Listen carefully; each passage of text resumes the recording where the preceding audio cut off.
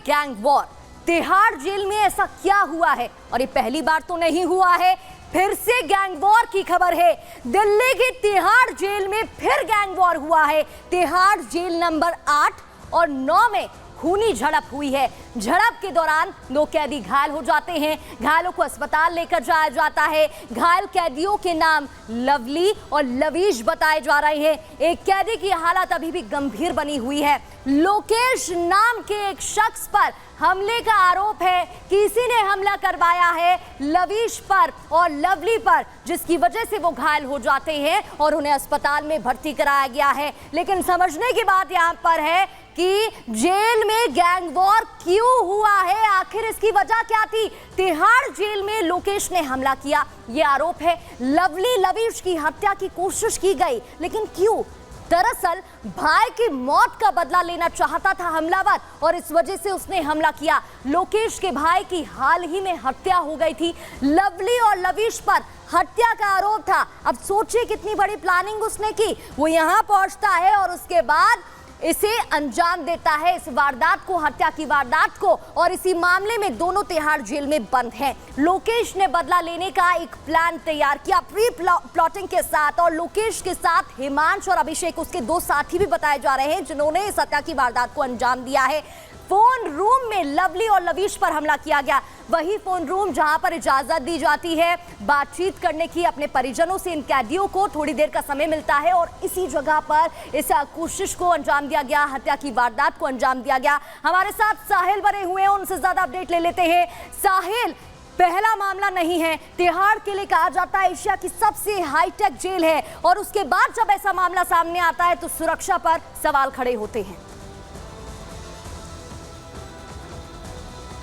हाँ जी बिल्कुल, तिहाड़ जेल को एशिया की सबसे मानी जानी सुरक्षित जेल कहा जाता है, लेकिन ऐसा पहला मामला नहीं है कि तिहाड़ जेल के अंदर गैंगवारी हुई है, चाकूबाजी हुई है। क्योंकि बीते दिन लवली और लवेश नाम के 2 सगे भाइयों पे जेल के अंदर, यानी कि जेल नंबर 9 के अंदर कुछ कैदियों ने उन पर अटैक किया, जिसके बाद उनकी जो कंडीशन है वो सीरियस बनी हुई है। लेकिन इस पूरे मामले को लेकर अब कहीं ना दोबारा से तिहाड़ प्रशासन पर सवाल उठना शुरू हो चुकी। जेल जो है काफ़ी ज़्यादा सुरक्षा मानी जाती है, अंदर जो है तमिलनाडु पुलिस डिप्लॉय की जाती है, क्विक रिस्पॉन्स टीम को डिप्लॉय किया जाता है। लेकिन घटनाक्रम के बाद ही तमिलनाडु पुलिस जो है वो घटना पे पहुंचती है। ऐसा क्यों? क्योंकि सवाली निशान सुरक्षा व्यवस्था पे खड़ा होना लाजमी है। क्योंकि इससे पहले भी जो बड़े बड़े गैंगस्टर तिहाड़ जेल में बंद थे, उनकी भी कुछ कैदियों ने चाकूबाजी कर उनको मौत के घाट उतार दिया था। हम पहले का आंकड़ा उठा के देखें तो gangster Tillu Tajpuriya, gangster Prince Tewatia, ऐसे कई जो गैंगस्टर वो जेल में बंद थे। लेकिन बहुत ही आसानी से जो कैदी हैं वो अपने बैरक से बाहर निकलते हैं, दूसरे बैरक में जाते हैं और बहुत ही सवाई से इस वारदात को अंजाम दे डालते हैं। लेकिन जब तिहाड़ प्रशासन से इन तमाम बातों पर जवाब मांगा जाता है तो तिहाड़ प्रशासन जो है इन तमाम मीडिया के सवालों से बचते नजर आते हैं और टाल मटोल करते नजर आते हैं। क्योंकि हमारे अभी डीजी सोर्स से बातचीत हुई तो उनका कहना है कि हम मंडोली जेल, साहिल, जब इतनी बड़ी जेल है, अंडरग्राउंड जेल इसे कहा जाता है, सुरक्षा के तमाम इंतजामात होते हैं, तमिलनाडु से यहाँ पर पुलिसकर्मी तैनात किए जाते हैं और फिर इस तरीके से मामला आता है, सवाल उठते हैं। बहुत बहुत शुक्रिया आपका।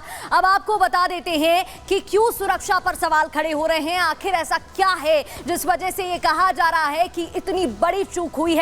दरअसल तिहाड़ की सुरक्षा पर सवाल इसलिए उठ रहे हैं क्योंकि तिहाड़ एशिया की सबसे सुरक्षित जेल मानी जाती है। तिहाड़ जेल का क्षेत्रफल अगर आप देखेंगे तो 400 एकड़ है। तिहाड़ जेल के अंदर 9 केंद्रीय जेल है और ये मामला 8 और 9 का बताया जा रहा है, फोन रूम का। तिहाड़ में करीब 8000 सीसीटीवी कैमरा लगे हुए हैं सुरक्षा की दृष्टि से। तमिलनाडु स्पेशल पुलिस की तैनाती रहती है क्योंकि उनकी लैंग्वेज बदली होती है तो इजिली कम्युनिकेट ना कर पाए कैदी। 10,000 कैदियों की रखने की क्षमता होती है और तिहाड़ जेल की दीवारें काफी मोटी होती हैं कि उसे आसानी से पार ना कर पाए कैदी। तिहाड़ जेल से भागना लगभग असंभव माना जाता है। कहा जाता है कि यहां से भागना मुमकिन नहीं है। उसके बाद भी इस तरीके का मामला, चाकूबाजी, गैंगवॉर की घटना सामने आई है, जो कि पहली घटना नहीं है, इससे पहले भी मामला ऐसे सामने आ चुका है। वहीं मौके से हमारे सहयोगी साहिल की ये रिपोर्ट देखिए।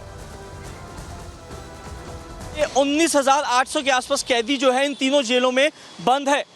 2,500 के आसपास जो है वार्डर और हेड वार्डर हैं जो कि कैदियों की सुरक्षा के लिए 24 घंटे जेल में मौजूद रहते हैं। लेकिन उसके बावजूद भी तमाम जो कैदी हैं बहुत ही आसानी से अपने बैरक से बाहर आते हैं और दूसरे बैरक में घुसकर दूसरे कैदी की हत्या कर वहां से फरार हो जाते हैं।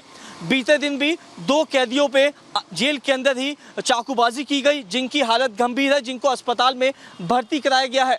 तो साफ तौर पे सवालिया निशान जो है तिहाड़ जेल की सुरक्षा व्यवस्था पे खड़ा होना लाजमी है कि आखिरकार इतनी टाइट सुरक्षा और तमिलनाडु पुलिस जेल में मौजूद रहती है, QRT मौजूद रहती है, उसके बावजूद भी कैदी बहुत ही आसानी से दूसरी कैदी की जाकर हत्या कर डालते हैं।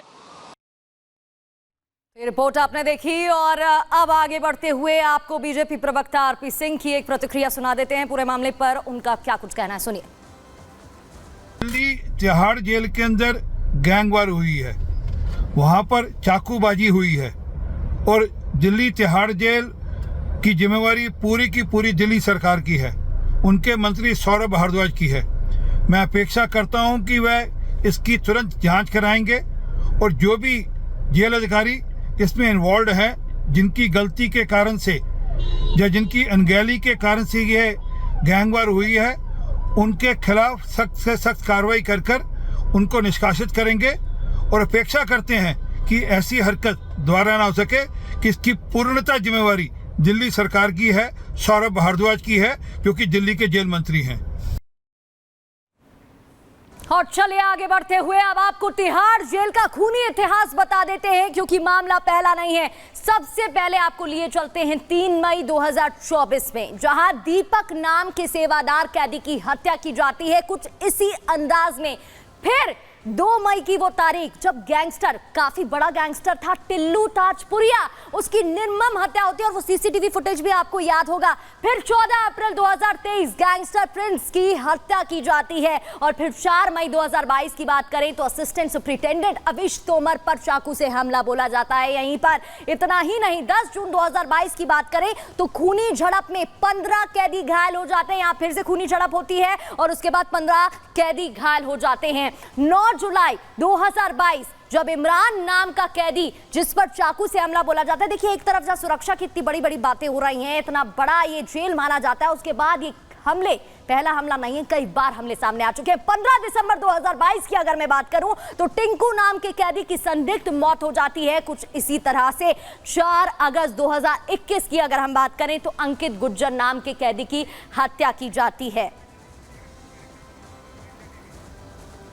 और चलिए अब आपको कुछ तस्वीरें दिखा देते हैं, ये सीसीटीवी फुटेज है 2 मई का। 2 मई को जब टिल्लू ताजपुरिया की निर्मम हत्या की जाती है, वहां पर कुछ पुलिसकर्मी भी दिखाई दे रहे हैं। 2023 का ये मामला है, 2 मई तारीख थी जब निर्मम हत्या की जाती है। कुछ पुलिसकर्मी वहां पर तैनात है। पहले एक पुलिसकर्मी पहुंचता है। ये तिहाड़ जेल की बात है, तिहाड़ जेल की बात है, जहां चैम्बर में ये 8 और 9 जेल नंबर ही था जहां पर ये मामला हुआ था। जहां पर देखिए कुछ पुलिसकर्मी भी तैनात नजर आ रहे हैं। एक पुलिसकर्मी आगे बढ़ता है, बचाने की कोशिश करता है, लेकिन वहां से जैसे ही आरोपी आ जाते हैं, हमला करने लगते हैं, वो घबरा के वो भी पीछे हट जाता है।